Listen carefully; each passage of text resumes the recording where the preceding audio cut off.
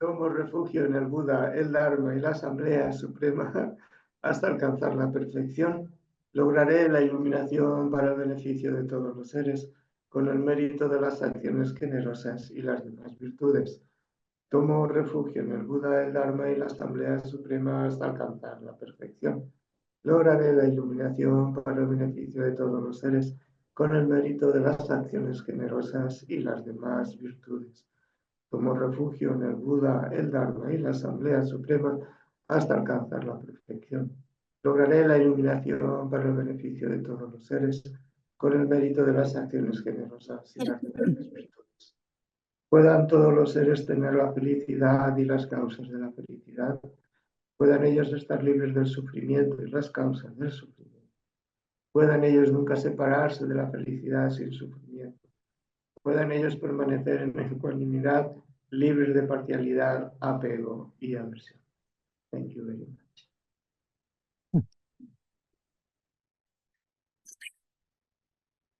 Thank you so much for that.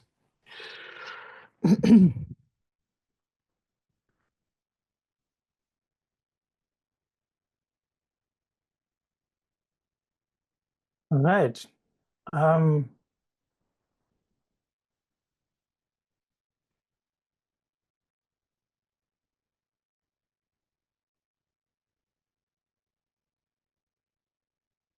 So good to see you again.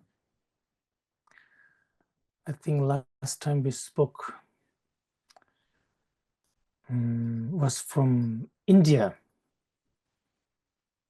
probably.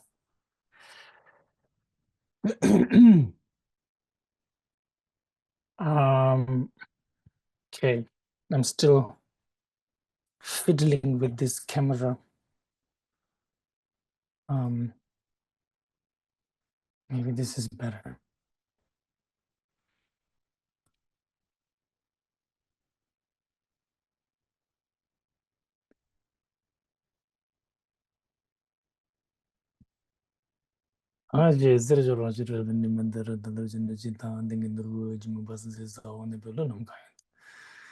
간제르네 벌주르주르 가베르 버슴바 카임바 데단담제들 담부구르 투비승 인진네들치 시 나단미 밈지 봉보 자진라서 수지 졸라 자와제반나 무상게 송러럽도 지인데 왜 저를 대다시지 담배 쳔닌진네들치 시아 추준 동기 찍든 대실로 머저바 칸스도 땡들 담배 추지 처베진 넘버도 바 탐제들치 시 나무 레이께 나르던 지게 두분단다 미 쳔남다 저 근지다남 제zambar 탐지께도 다기 추된도 빨간자고 라마를 보지 나게죠 때문에 가든 침ber 거는 제송대 고송도 쟁어도 장도 송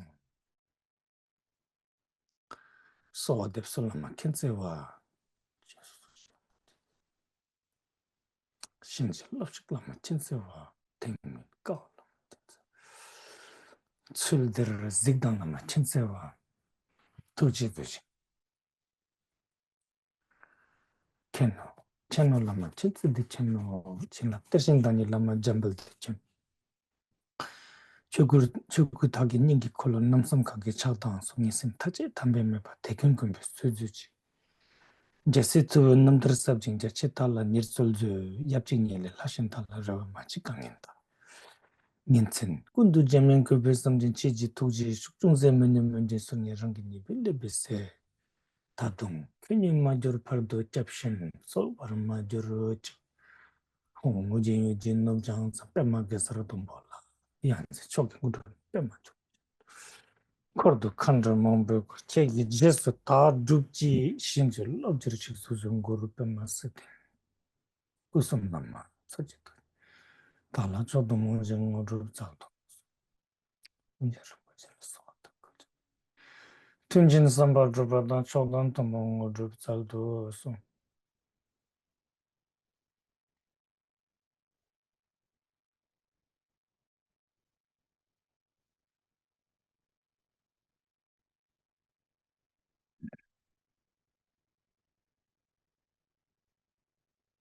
Yeah,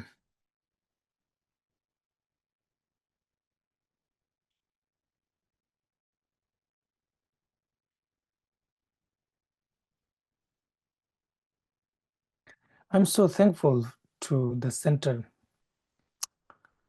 for continuously trying to arrange these teachings, these teachings with me, and hopefully teachings with many other teachers. Even when at times there may not be a lot of people in person and online.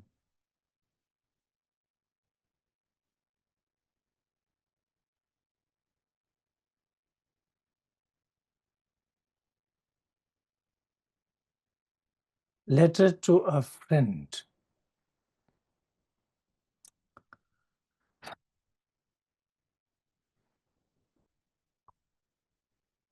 Reading through it,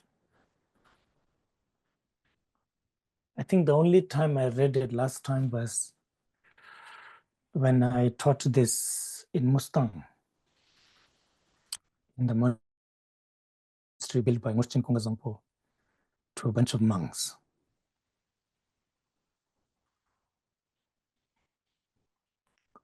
I guess at that time,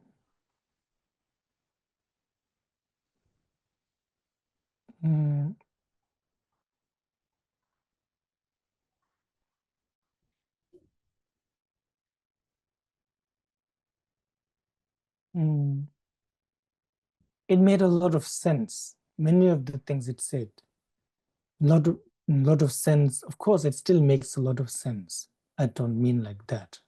What I mean is that after 15 years, about 15 years since that happened, I have met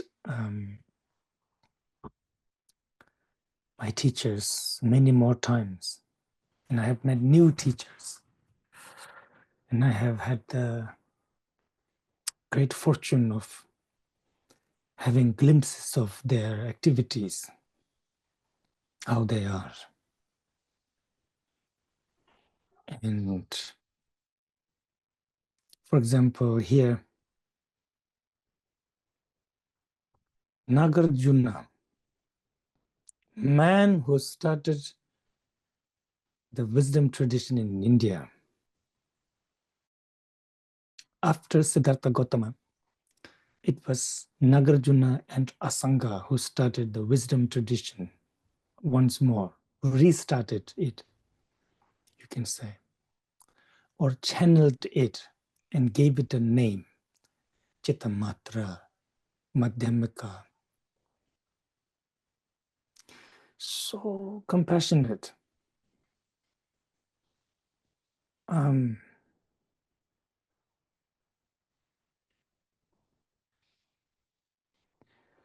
It's easy to get carried away. So easy to, I think, of course, when you have mere intellectual understanding of emptiness, definitely easy to get carried away. But I think even when you have some experience, especially then, everything feels possible. You feel like you're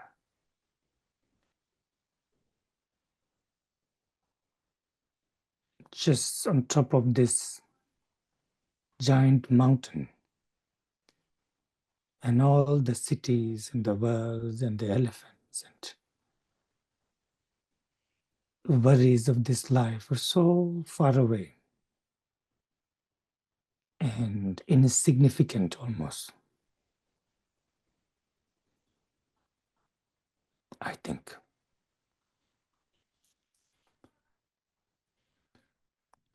And I think in that moment, it's easy to get lost, easy to give in to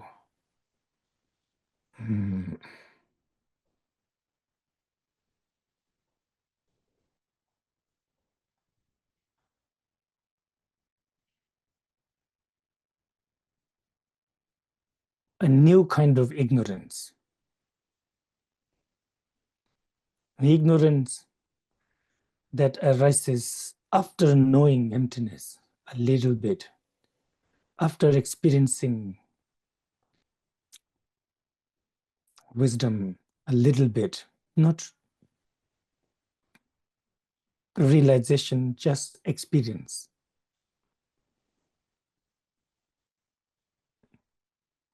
It comes together with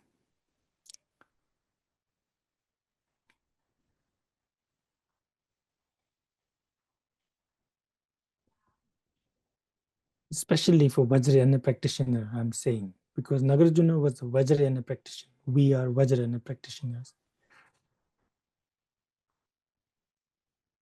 When you experience, I think, based upon Vajrayana means, it's easy to slip because it's like this.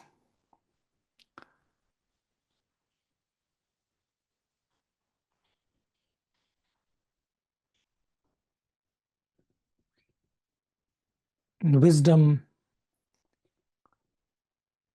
maybe something like wisdom and ignorance are neighbors.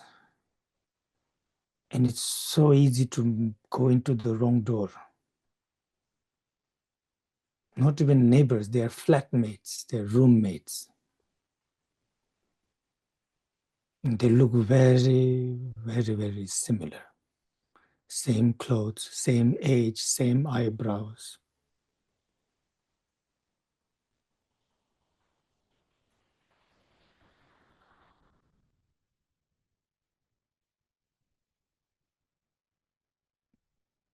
Or better yet, they're the same person. Same person.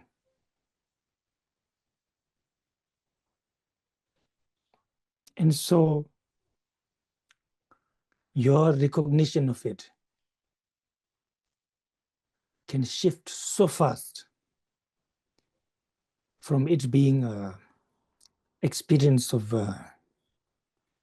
wisdom to it becoming ignorance again.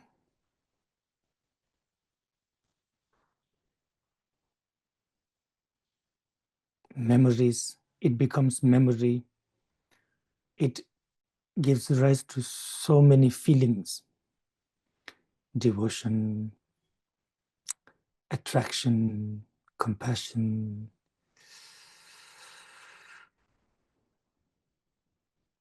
desire, pride.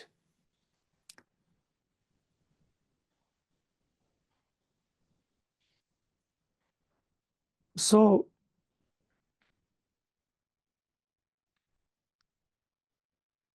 for someone, yeah, so like I'm saying, I have a different perspective on life. I have a different reading of this text now.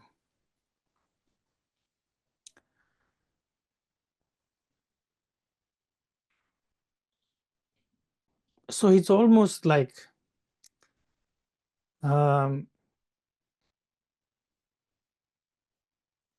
imagine if the world's richest person is writing a manual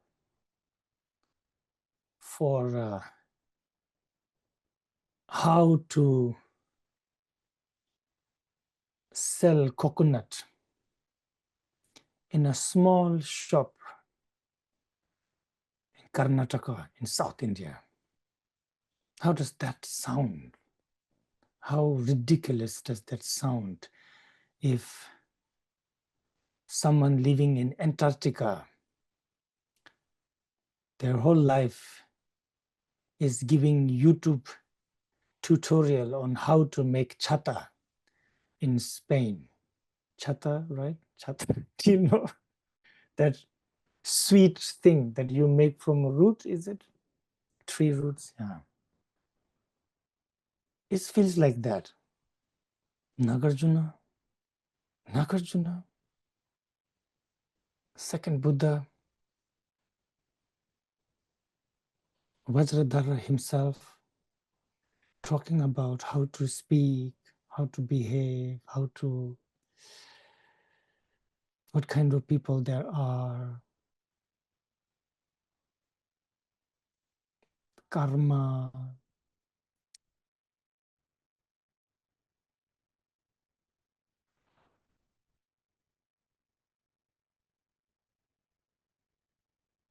what kind of wife the king should have. I guess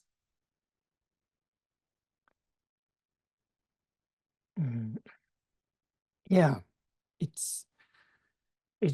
is nothing short of a miracle the longer we think about it.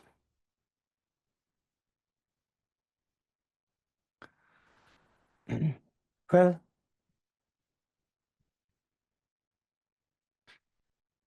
stanza 19, I believe we finish it or not? Regardless, it's easy, so I can just read it. Nangni nangwe tardu mimbani, mimbe tardu nangni min tardu, minne nangwe tardu kansangni, jite tetan namji tambur zeus. 4 categories of persons are seen who move from light to ultimate light, dark to ultimate dark, light to ultimate dark, and dark to ultimate light. Be the first among these.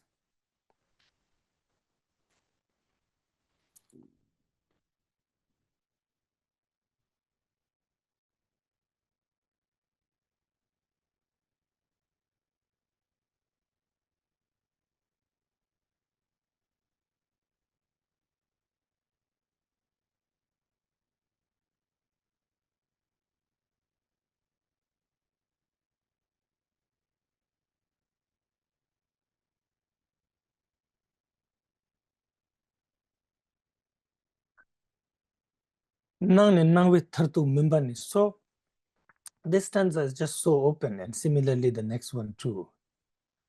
It can refer to behavior, it can refer to rebirth, it can refer to a path, it can refer to situation in a person's life.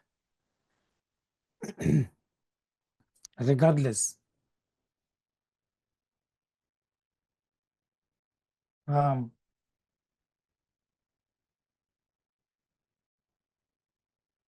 there are those, who go from, if we speak of a worldly situation, who go from a good to a better place, whether it's their behavior, whether it is their career, whether it is their relation with their family, their teachers, friends, society, the world. Or if we think about a spiritual path, and this I think is about that, then those who are born, those who have higher rebirth, which is the light, going to the ultimate light, which is the Buddhahood. Or those who have bodhicitta is the light. Bodhicitta is the light. And then they were dol simshi suche giluk jurus. Shantideva says, having bodhicitta is the riding a very skilled, fast and strong horse. And if you have to, when you ride this horse knows where to take you, how to take you, and it only takes you to nice places, good places, and finally it takes you to awakening. So Shantideva says, who wouldn't want this? Who wouldn't want to go from happiness to happiness, bliss to bliss? So very similar to that here, light to ultimate light. light, to ultimate light. Understanding of wisdom is the light, the bodhicitta, and the ultimate light being seeing of it, or the awakening, full awakening. Then it's easy, dark to ultimate dark. There are those who refuse wisdom in this life, who refuse wisdom, who are in darkness, even when they wear monks or nuns' robe.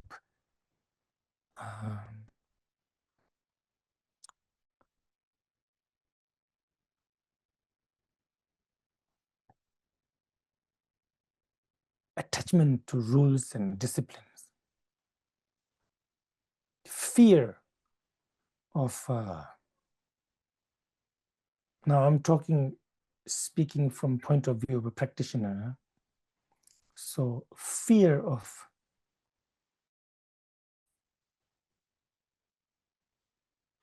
not being accepted, fear of not getting recognition, or fear of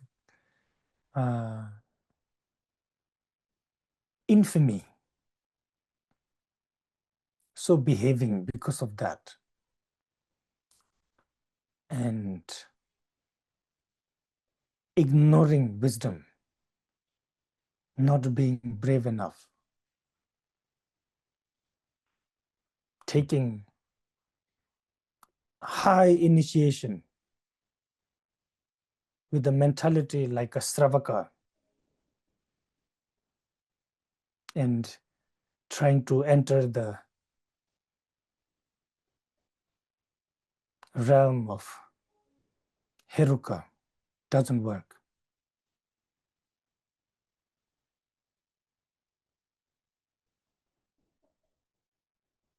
Dark to darkness also could be belittling karma, belittling discipline, belittling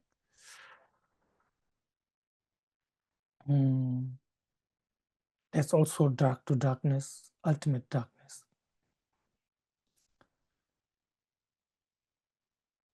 If you think in terms of rebirth, it could be those who are born as in lower realms going to again to lower realm, or those who will never become enlightened. Countless of beings will never gain awakening. Just how it is. So that you can understand. Similarly, light to ultimate dark, those who have appreciation of wisdom and discipline now, but they lose it due to carelessness. Now, many of us are like this. Most of us are like this, like to ultimate darkness. And dark to ultimate light, that is also possible.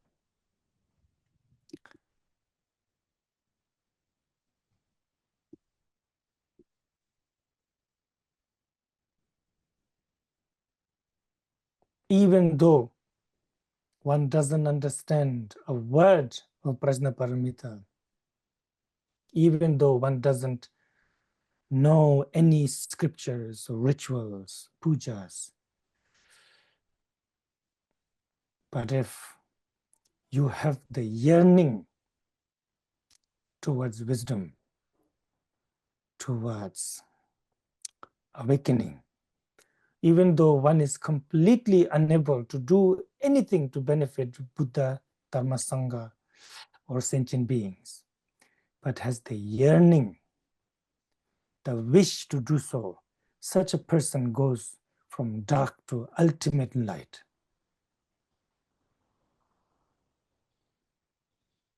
So best is to be the first among these, light to ultimate light. If not, then dark to ultimate light. Well,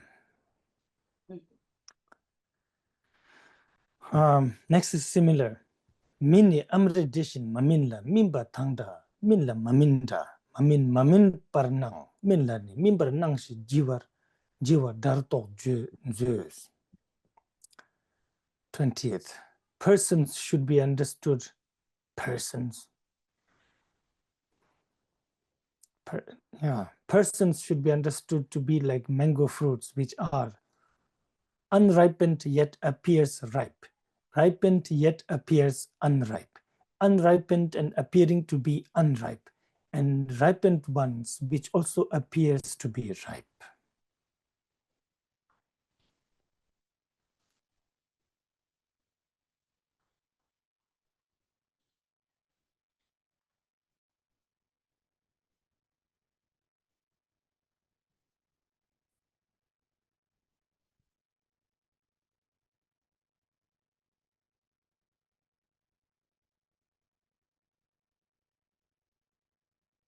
This one comes from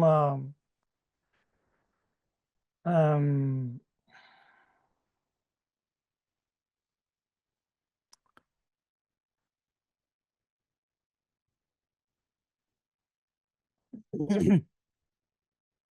Vinaya, I think, from the sutras where Buddha talks about different kinds of monks, using the example of mangoes. So ripened refers to wisdom. They have wisdom. Appearing ripened is then the character, discipline. Basically, those who may have wisdom, and also, what is the first one is, okay, those who do not have wisdom, but they have discipline, unripened yet appears ripe. Those who have wisdom, but does not have discipline, ripened yet appears unripe. Unripened and appearing unripe is those who do not have wisdom and also have no discipline. That's most of us. And ripened ones who also, which also appears to be ripe. That is, those who have wisdom, they are ripened, and have discipline. They appear to be ripe. Just like that. During the time of Buddha, there were monks who, like Sariputra, Moggallanaputra, Ananda, who were, of course,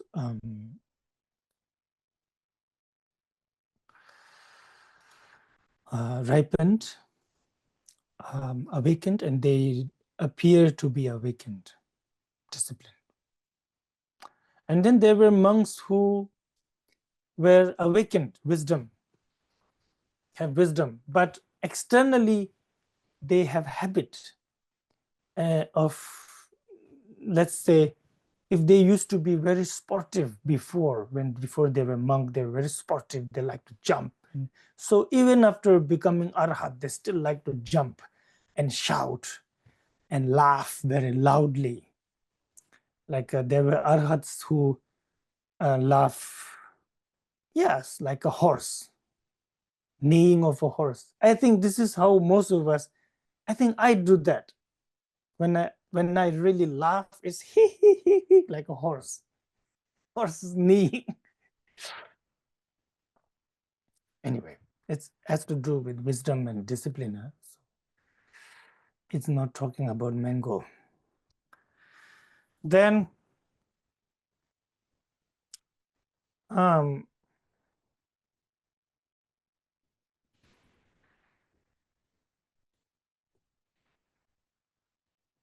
here, now we go more into discipline. Especially for a king. I mean, of course, if you're not disciplined in this society, you become a nuisance, you become a problem. Regardless of what you were thinking in your mind, nobody cares. What they care about is what you do and what you say. And if you do something that's against the ways of this world, they don't want to hear what you have to say. They definitely don't care what you think.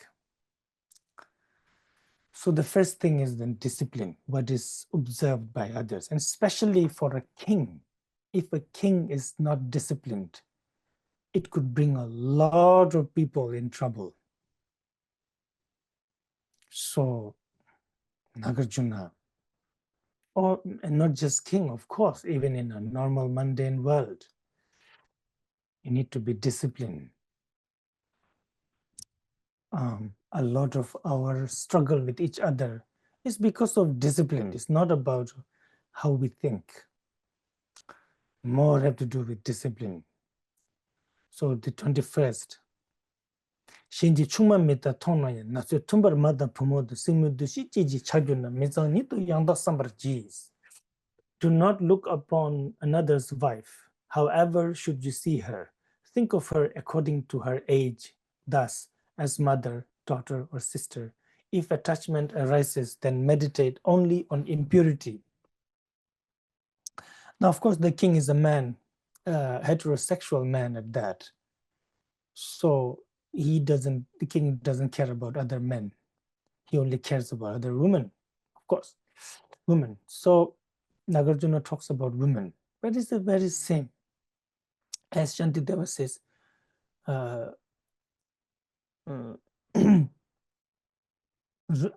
Shinji luni mitsangwa metong wansar meche rangi luni ni mitsangwa topar mejur wansar says, where he says, not understanding that the body of someone else is impure, that is not surprising. But not understanding that your own body is impure, that surprises me, he says. So it was never like looking down upon women, looking down upon or keeping sort of women down. Especially these people, they are all Vajrayana Acharyas, Mahasiddhas. So will not make sense. All followers of Dakinis. So here what it means is then very simple. Basically not to create a problem in this world. Not to create karma that is going to hinder in the growth of your wisdom. In entering the middle path, Chandrakirti says, he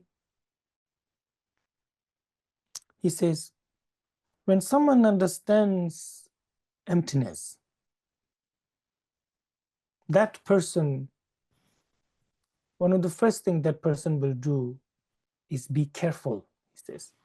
Because this person knows that knowing emptiness is the most precious thing in this world. And so anything, any situation that is going to make you forget emptiness is a problem. And so this person will be disciplined, says Chandrakirti, because if you are not disciplined, if you accumulate a lot of negative karma, you're going to maybe go into lower realms. If you go to lower realms, your practice of emptiness will not continue. If you suffer in your next life, that could also hinder your practice of emptiness. Such a person will be generous, says Chandrakirti, because he or she will think, in this life, I got the opportunity to study and understand emptiness because I have enough wealth that I am not hungry. I have enough wealth that I have a roof over my head. Because if I would not have a place to stay, if I would have no food and no wealth at all, I will be so tormented by the poverty that I will have no time to even think about emptiness or learn about emptiness. So such a person will be generous so that in next life and next life, they will have enough wealth so that they can continue the practice of bodhisattvas like that. Similarly here, Nāgārjuna talks to the king. Now, Nāgārjuna's main wish is that the king, of course, get awakening. But very important support for awakening is discipline. And especially for a king, especially for, how to say, someone who is in the view of everybody.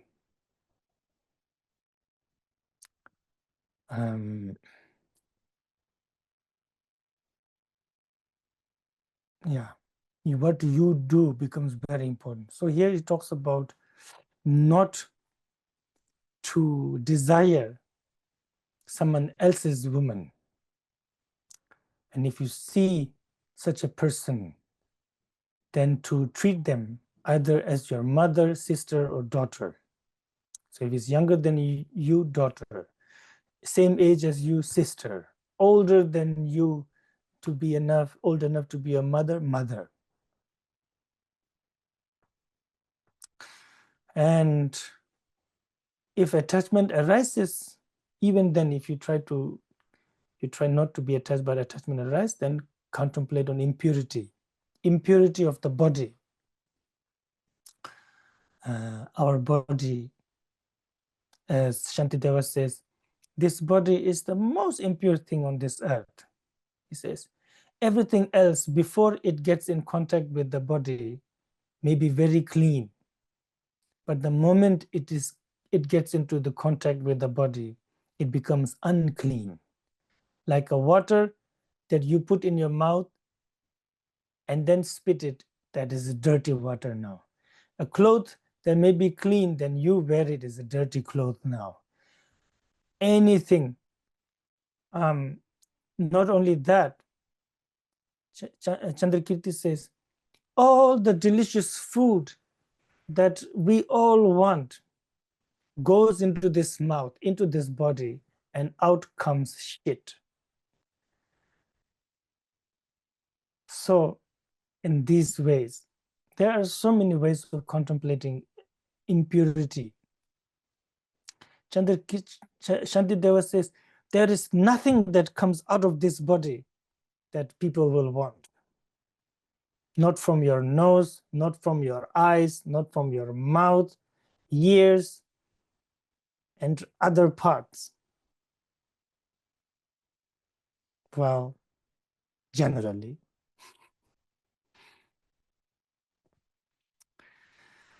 So impurity, this is a very good, how to say, it's a very rational way of thinking, very rational way of thinking to check oneself. Or else you get carried away. You get carried away by how you look. You get carried away by how someone else look. And you forget about, like, we pretend people don't poop sometimes. We pretend that people don't blow their nose sometimes to clean their nose boogers. Of course we pretend. How many times when you meet somebody, you ask, where have you been? What have you done? What do you like? You never ask, how was your poop last night? You know, how much booger is there in your nose every morning you wake up? Are they dry? Are they runny? How yellow are they? You never, because we pretend it's not there.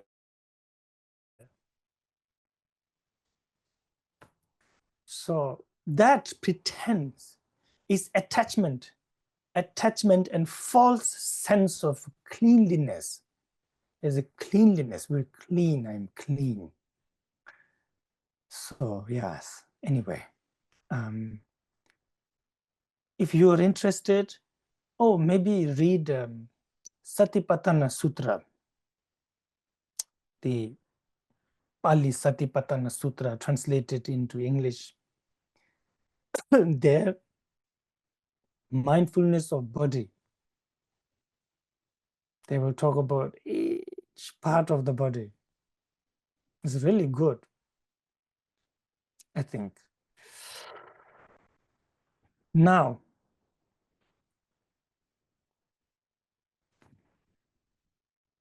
you will simply put our 대신 속단 잡으러 숨지 독바 도던 선단 잡았다 매진 데베델라 이중조. How many stanza is there of this text? Oh, we better hurry. Okay.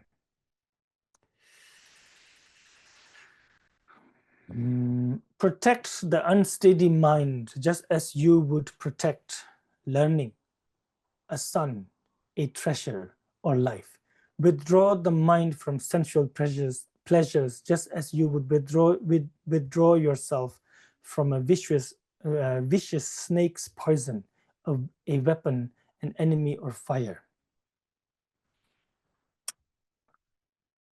Yovism, meaning, of course, no, it doesn't mean mind that is thinking. It means mind that is distracted.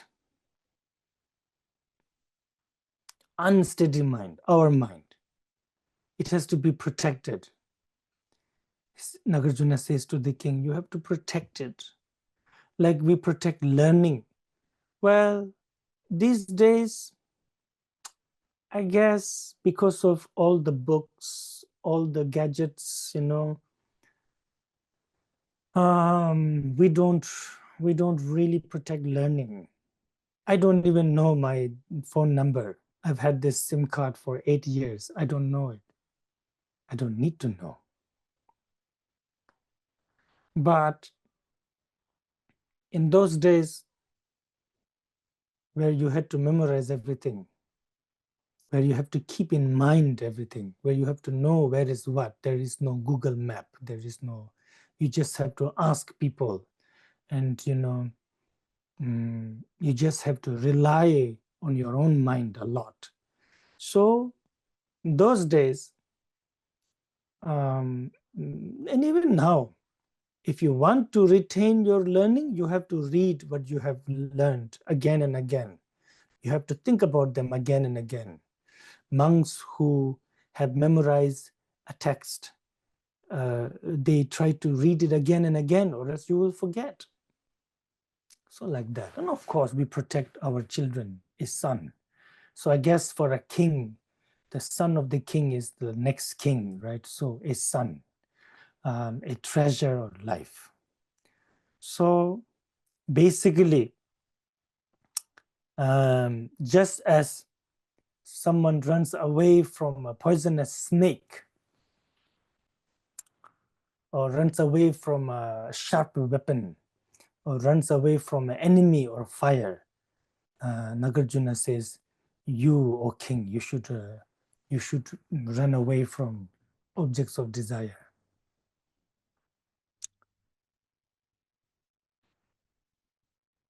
Jawe wangpu kim deban namne phungtru chebate jawe wangpu kimbe de darasong tedapang ji tei chakdo ki korwe chunrar jikten dedak chings kanda wangpu. Okay. 23rd, the Lord of Conquerors compared desire like that of a kimbu fruit, for they are the cause of disturbance. Since these iron chains bind worldlings in the prison of samsara, renounce them. Yeah, well, it's very easy to understand, I guess.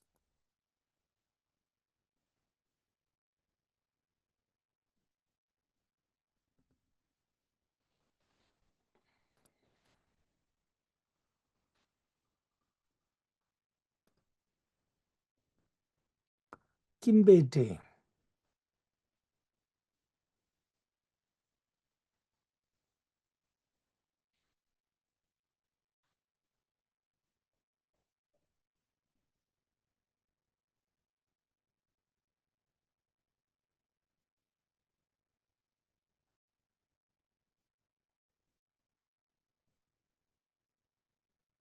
Apparently, this kimba fruit, a fruit of kimba, tree or plant is delicious while eating, but then it makes you very sick afterwards. So that's what example. Sometimes the example of desire is given like a delicious drops of honey on a tip of a very sharp blade, and licking that is equal to following desire, like that.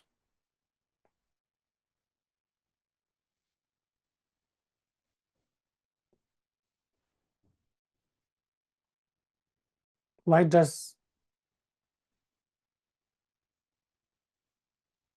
where did all those hundreds of corpses on top of Mount Everest, why are they there? They spend thousands of dollars in euros to die there. Why? Just desire. Nobody told them to go. Nobody. Just desire. It's very simple like that. Sometimes you must find yourself in a situation where you think, how did I get here? Why? Why am I here? I live far away. I am a sane person normally. It's just desire. Desire just makes you do things. Desire is like this wind that pushes you and pulls you and sucks you into it. And then you might find yourself sneaking in and out in the middle of the night, trying not to make noise. I don't know. And wondering, I am a grown-up person. Why do I have to do this? It's all desire. Anyway.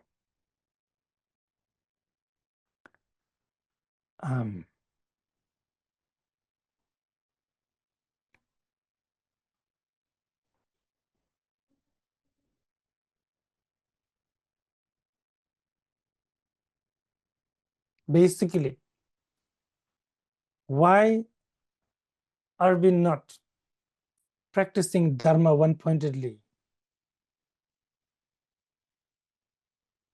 It's desire, nothing else. You can try to make it very complicated and say it's not easy like this and that. At the end of the day, it's our attachment to this life. It's desire. So, well, then kanda wangbo tuyul namlani takdo meden yodan kanda chik yulmur dratso lejal tedale kennam tangbo parab lakpar tsals.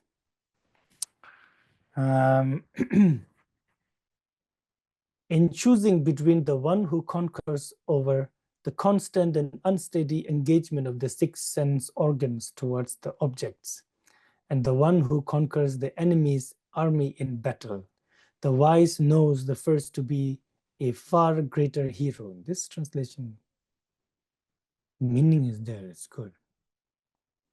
I think it's easy to understand, there's not much to explain.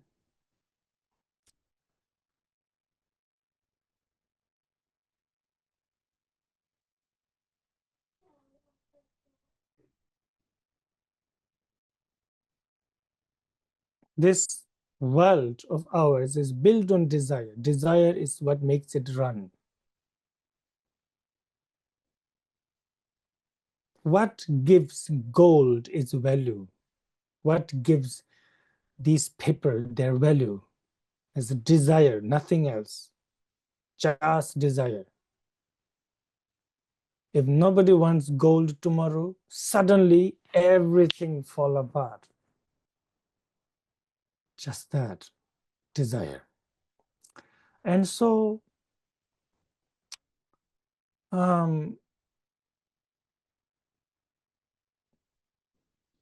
we romanticize people who kill a lot of other people in wars. Heroes. Whereas the one person who actually manages to kill something that is killing everybody, nobody cares. So here, Nāgārjuna says, we should understand, because, as a king, war, bravery, these are important for kings. But Nāgārjuna says, even more important is someone who have won over this one enemy who is destroying everybody, not just this kingdom, but all kingdoms. Like that. Then, okay, now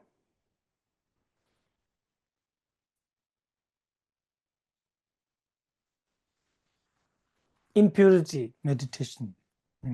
Pume shonu luni lokshik to tingawa tang gugu teba tang mitsang kunu dawa gangka tang pakpe yok tang genyang lokshik ziks. Jitar zechin simbu nyembani dewe tundu mela kunten chang shivar mejur tedang dawa deban namda chakpaan kembar zis. 25th and 26th. Look upon the body of a young maiden, apart from the ornaments and clothing, to be like a totally impure vessel, covered with skin, difficult to satisfy, bad smelling, and impurities issuing from the 9 bodily doors. Know that just as when a leper is troubled by lepre, wholly depends on fire for the sake of happiness, but will not pacify the trouble, similarly, you should understand the attachment from desires. Anyway, here again, Nāgārjuna is not singling out women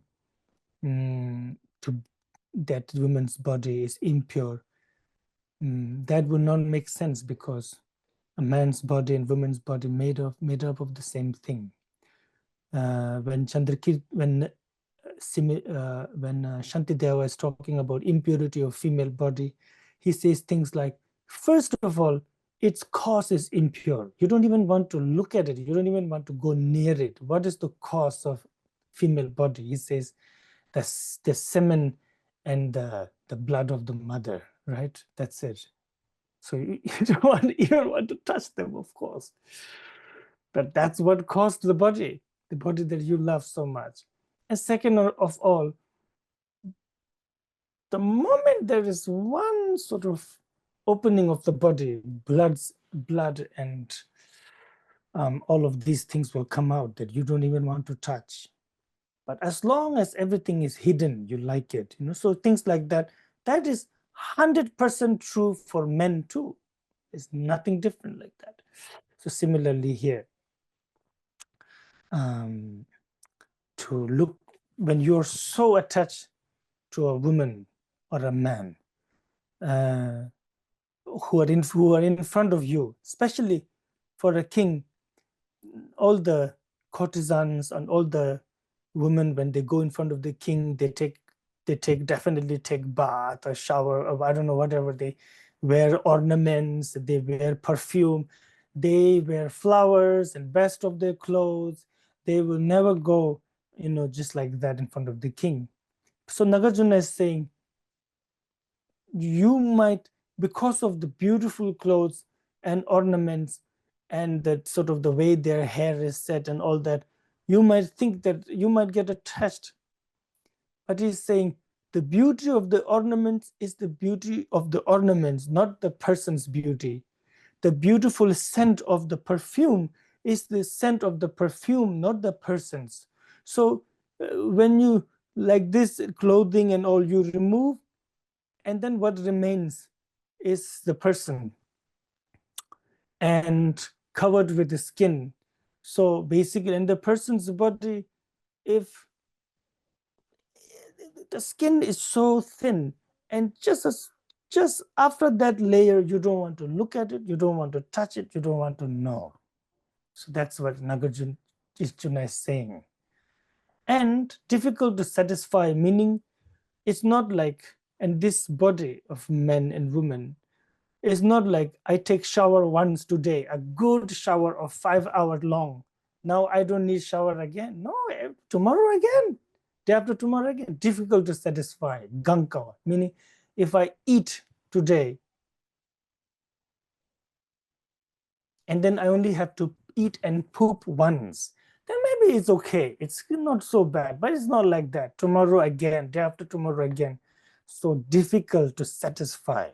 And then bad smelling. Why do we clean ourselves? As Chandrakirti Shantideva says, if you really want to know the body, he says, do not clean, do not put anything, leave it naturally. He says, you won't even want to go near that person. The teeth will be covered with yellow mud, he says. and the body, like that. That's the real state. That's the real state of the body. We don't let it happen. We clean every day. We modify it every day. We hide it. So that's what Nāgārjuna is saying. So that's the same for men and women.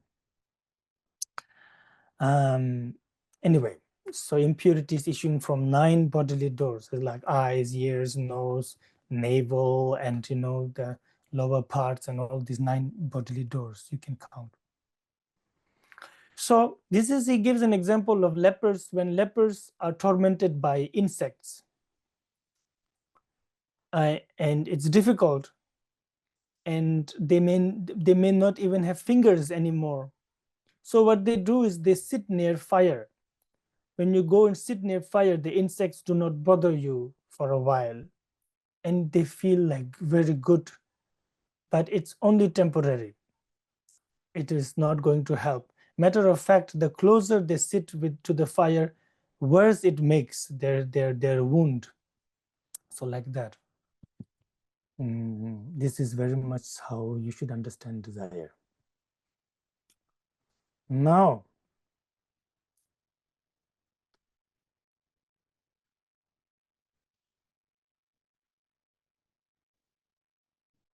Yundam zigbar jile nga namla tsulchin yila jiba tegumze, tedang dawar yundin dembaye chushin kaya chipa malaso. 27. Be skilled in rightly perceiving things to understand the ultimate truth, for there is no other practice possessing comparable quality. Yeah, he's basically saying, whatever you do, it should be for the cause of the ultimate realization. When you look at things, when you practice, when you meditate, when you contemplate, when you employ your intellect, it should all be so that you will see the ultimate truth, because there is nothing greater, more beneficial than seeing the ultimate truth. Denam chang sharap tsudim dalwa kurmala tete kangla yunten dini den teni yunten shentam talan chus. Even persons possessing high caste, beautiful form and learning is not respected if he lacks wisdom and morality. However, one who possesses these 2 qualities, even though lacking the other qualities, is worshipped.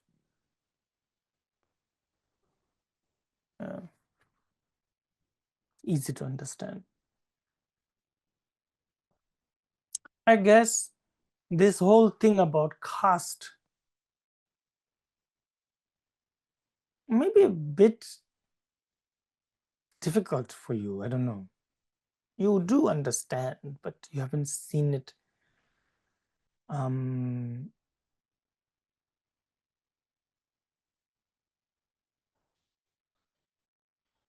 It's basically like a racism, caste thing.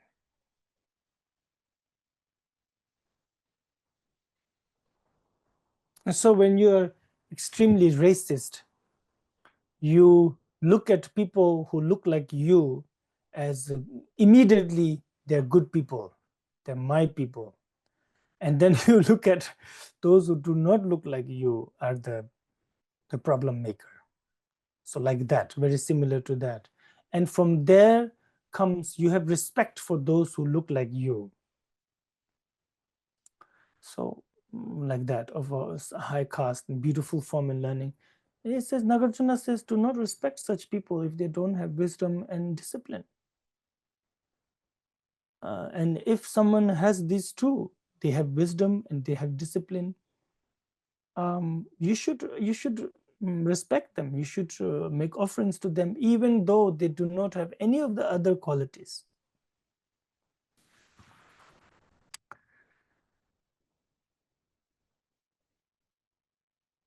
Jigdin kemba nyeda manyenda deda mide nyenda manyenda teme chi jigdin ki chuje bo tagi yul member gonyum ze. 8 worldly dharmas now. This next one. O knower of the world. He's talking to the king. 29th stanza. The 8 worldly dharmas: gain, loss, happiness, unhappiness, sweet words, harsh words, praise and blame, should be regarded equally, as they are not worthy of your mind.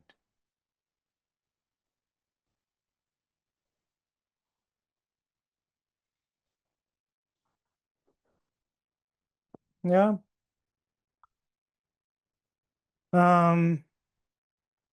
What makes a mind a worldly mind, what makes a mind an attached mind, is this. When you look for these 8, when you crave these, any of these, then your mind is not going towards wisdom, but something else.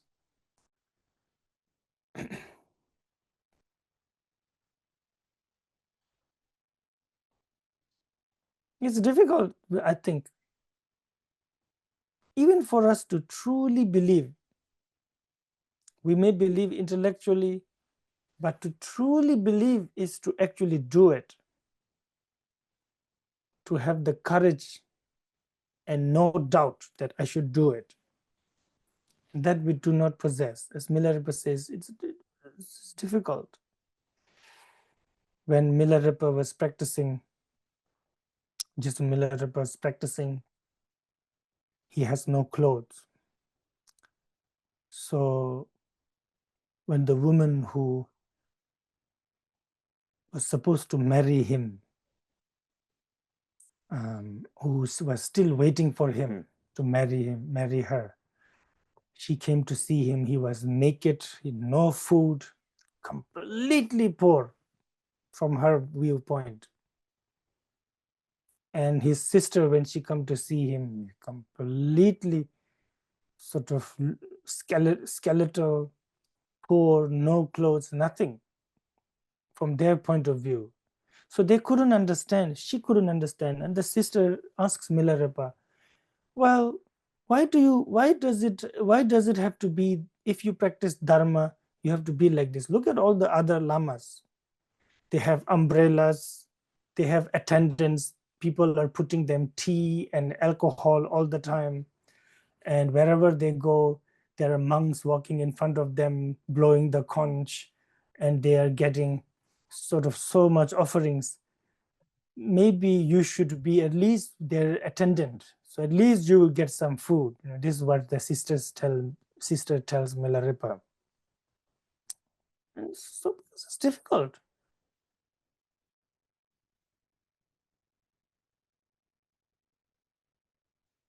To not look for 8 worldly dharma. Not look for 8 worldly dharma is very difficult.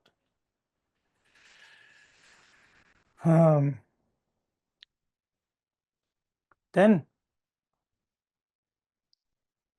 choji tamse gelong hadane denda yavim tanda tsumodna korkile don digba miji de nyawe namin kalno gamachi digbe lenam cheba gayangni dei mel tsunshi michi da chibe tula pamna digba leji devu kala number jors. 2 stanzas about karma. Do not commit sins for the sake of Brahmins, bhikshus, gods, guests, parents, sons, queen, or attendants, because there is not anyone to share the result of hell. Those who performed sinful deeds will not be immediately cut by a weapon still when the time of death comes, whatever be the result of the karma will become manifest. Easy to understand? Basically not to lose your discipline for anyone. Of course, this doesn't mean that if there need be that you being indisciplined is going to save somebody, then you should. You being indisciplined is going to benefit sentient beings and Dharma, then you should. As Shantideva says, he says, sometimes in order to practice generosity, you have to ignore some minor disciplines. For a very simple example is like a monk is not supposed to have perfume. But then sometimes people invite monks, they wash their feet and they use perfumed water, or they put perfume when they wash, like or where the monks is going to stay, there is incense and perfume and so on. So monks just accept it, let it happen for their sake, like that. Very simple, small example.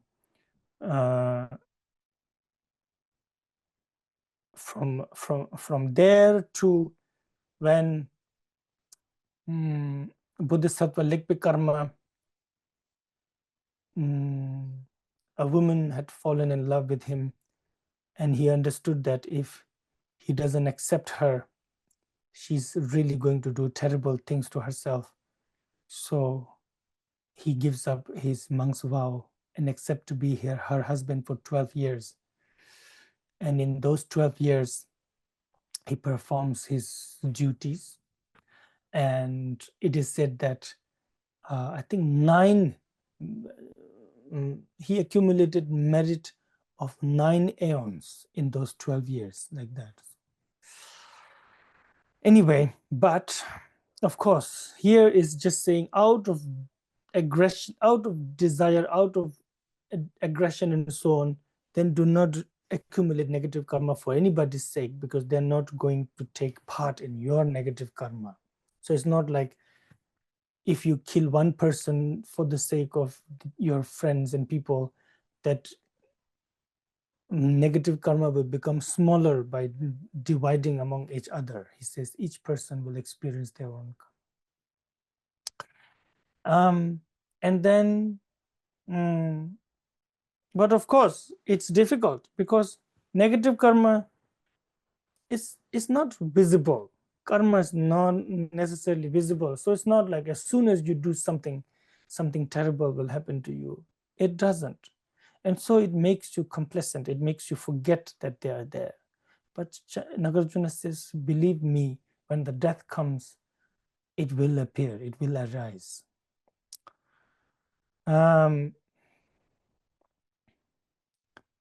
So then what should the king do? He says, Teda sudum teda tongwa ta timingwa sa shida tiyo da shiram nurdun lakbar tubesung nurshin paba tenma chi tok zeus.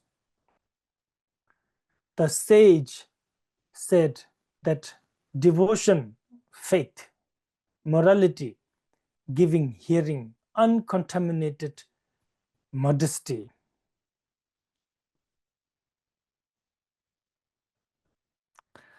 and humility, wisdom are the 7 wealth. Recognize other ordinary wealth to be meaningless. So Pape Nordun, the 7 wealth of noble beings. It's a very different world. It's like saying,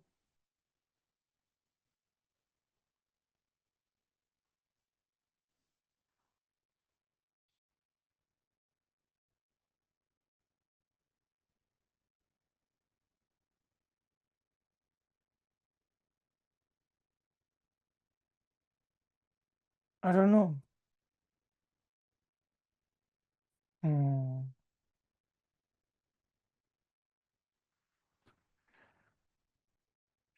If you're not a Dharma practitioner, these are kind of useless. They're not wealth for you. Wealth is something else. Your value lies somewhere else. Then for you, it's like something sort of sweet, like you know,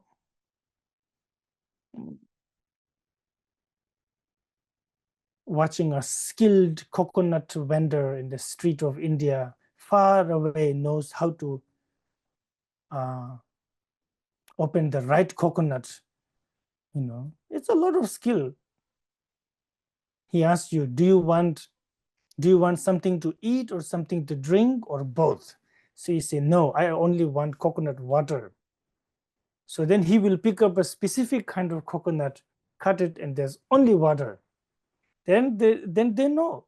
You say a little bit to eat, and then he will open something that has water and a thin slice of coconut meat.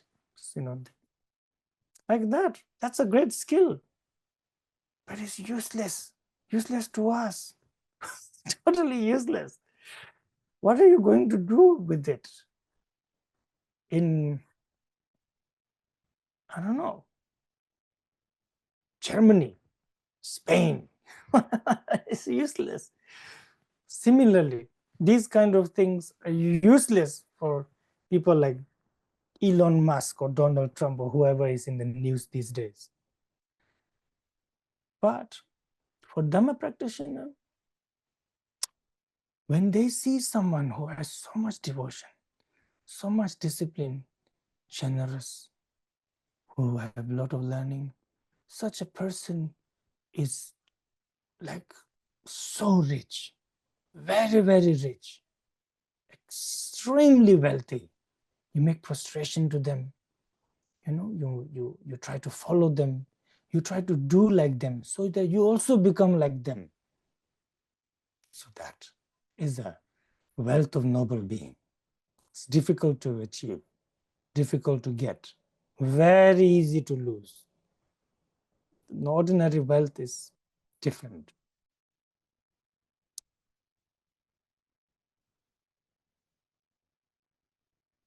Okay. Just a moment, please.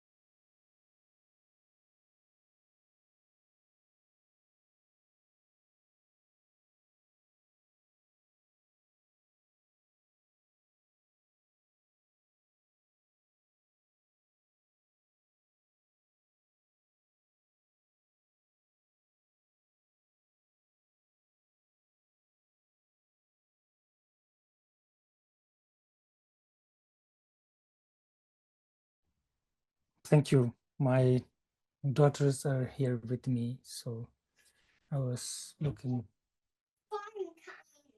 Okay.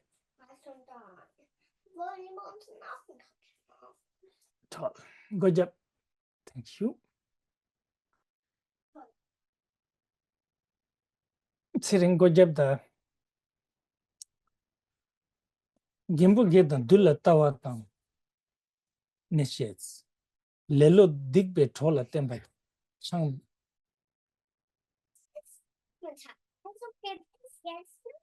Willst du mit den Leuten reden? Die kann dich hören. Dann geh raus. Ja.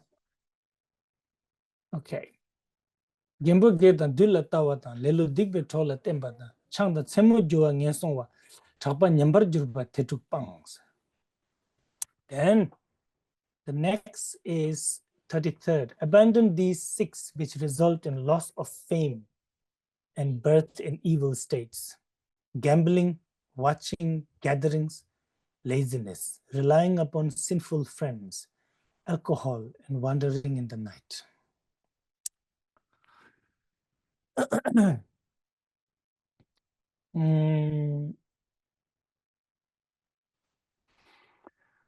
These 6 results in a lower rebirth.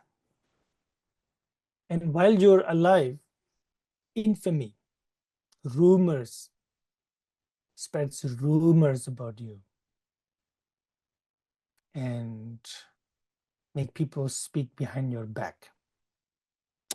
So they are gambling. If you're attached to gambling, of course, especially if you're a king and attached to gambling, that's terrible.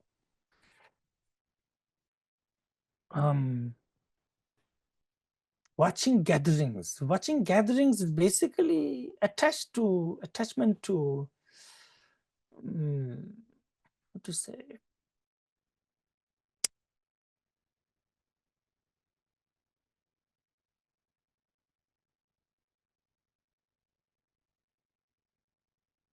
parties, I guess.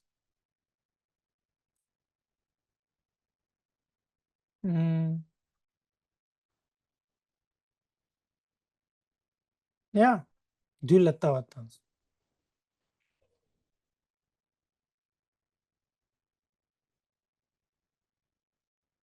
Laziness, for sure. Relying upon bad friends, very important.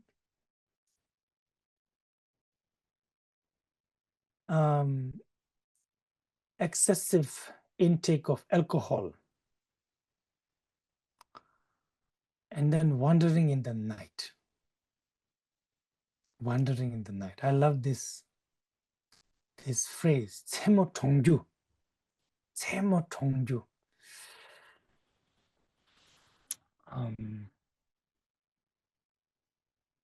Ken Rinpoche Kunga Wangchuk, Kenshin Kunga Wangchuk, one who built the Tsongsar Institute in Chontran. He would tell us, Tsemo Tongju, not to do that. Wander in the nights. What? So wander in the nights, when you wander around in the night, there's nothing really good you're going to do. That's why you're doing it in darkness. Wander in the night. Either you're going to steal wealth or people, or I don't know what else. Wander.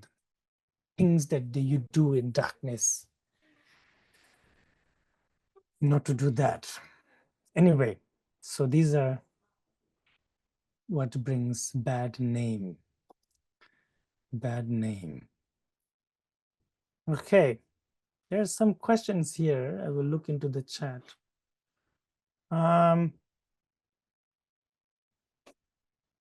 Happy to be in your teaching again. My question is, as a advisor and a practitioner, how can one know the practices are being done correctly? What are the signs that help us establish right and wrong?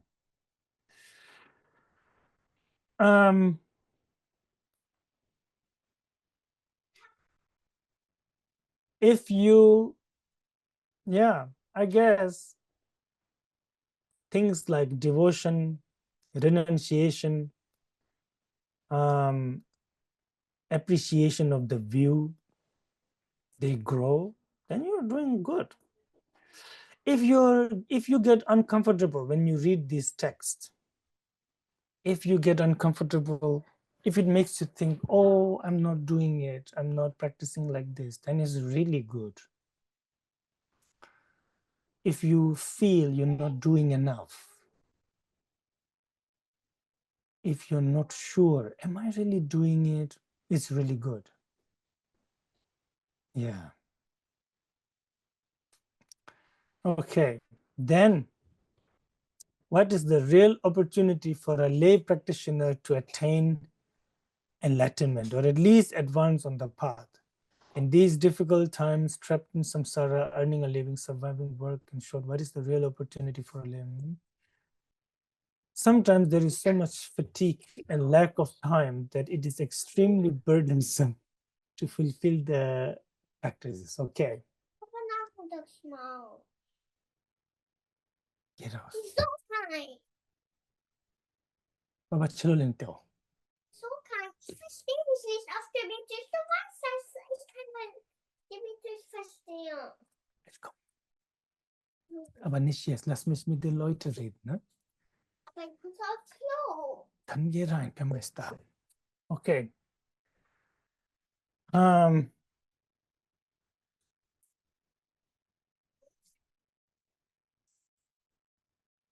I think the understanding of practice, what practice is.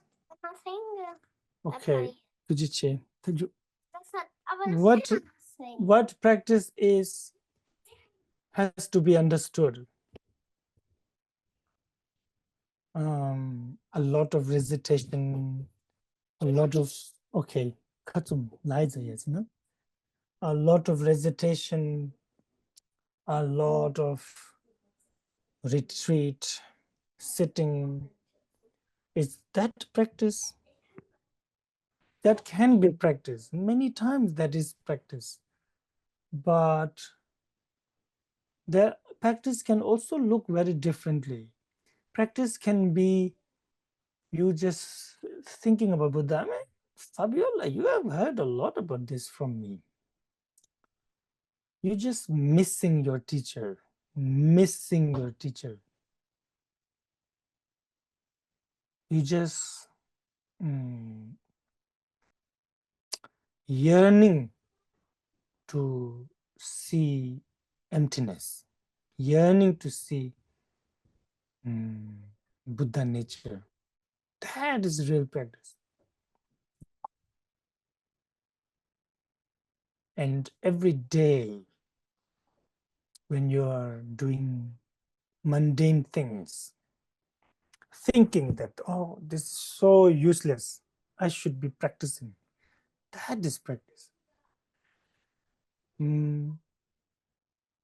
Many times it is better like this than actually sitting and practicing. You know what I mean? It's like, it's like when you cannot see your partner. Oh, you think about your partner. You miss them so much, you know. Relationship is very good. But when you have too much sort of together for too long, you don't appreciate them. So I don't know which one is better. I think sometimes some insecurity, some distance. It's really very, very same with the practice here. Those who do 3 years retreat, sometimes maybe they're I don't even know what they're thinking. Maybe they're thinking about, oh, I have to finish this many prostration. I have to finish this many things, this many at this time. Then after that, I will do this. After that, I will do that. And then they're thinking about what had happened in their childhood, what had happened before. Then they're wondering, where are my friends? Where are they going? How are they doing? And then they're thinking about, what am I going to do after the retreat? You know, like that. So what is practice? And it's very different in that regard. And then the opportunity to enlightenment. see, just now we just learned what is the real wealth. Wealth that will buy you enlightenment is the devotion, discipline. These are the wealth. Hearing Dharma. So,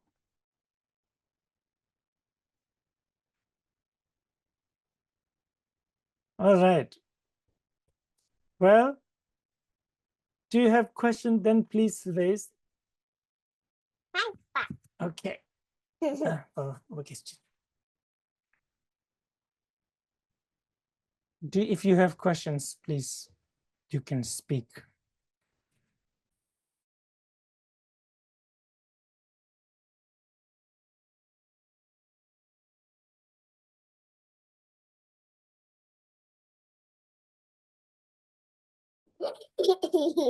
Okay, next sitting to be soon now. Yes, now. Come. Okay, Shiluju. Here.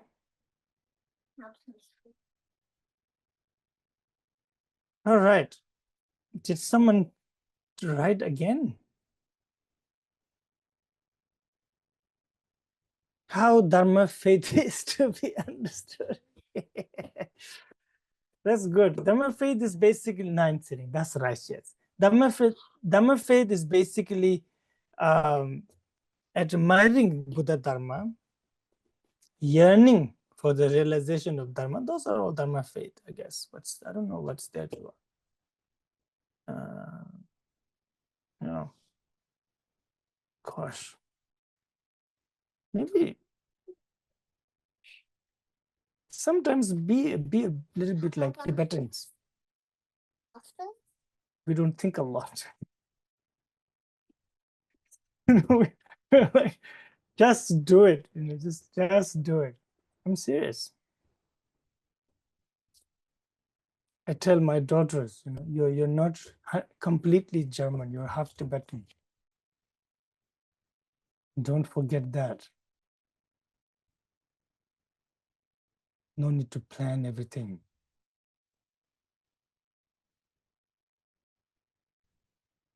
Okay.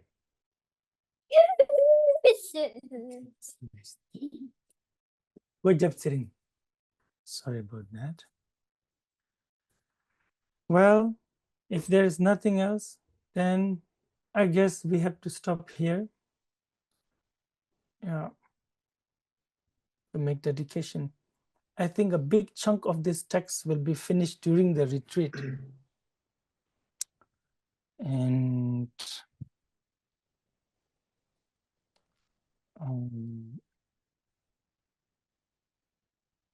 Gracias, Rinpoche. Vamos a hacer la dedicación de méritos ahora sí.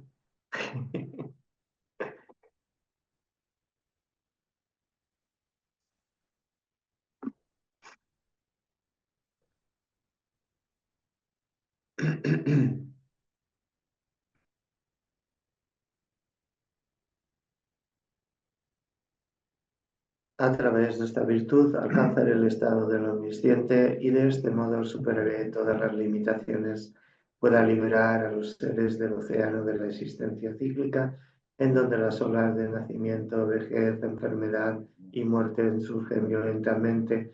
Comparto los méritos que he ganado en la vida del precioso Dharma sagrado de la Gran Vía, para que todos los seres sean dichosos en encontrar enseñanzas puras y genuinas. Con mi poder voy a erradicar completamente todas las fuerzas negativas, las doctrinas extremas, la variedad de enseñanzas falsas y el resto de los males que afligen a los seres. Que todos los seres a lo largo de sus vidas en los mundos obtengan el mérito y la sabiduría iluminada y de ese modo se conviertan en el tesoro inagotable de todas las cualidades, métodos, sabiduría, absorción. Sí. Muy bien, muchas gracias, Rinpoche, thank you very much. Y muchas gracias a todas y a todos por seguir aquí al pie del cañón. Muy importante. Sigamos todos las enseñanzas de los maestros como Rinpoche. Thank you very much. Thank you, Rinpoche. All right. Take care of yourselves. See you next month. Thank you. Gracias, Luciana, por la traducción. Thank you, Rinpoche. Thank you, Rinpoche. Thank you. Thank you, Rinpoche. Gracias a todos, Luciana. Gracias, Luciana, querida. Llámala, cuídate mucho.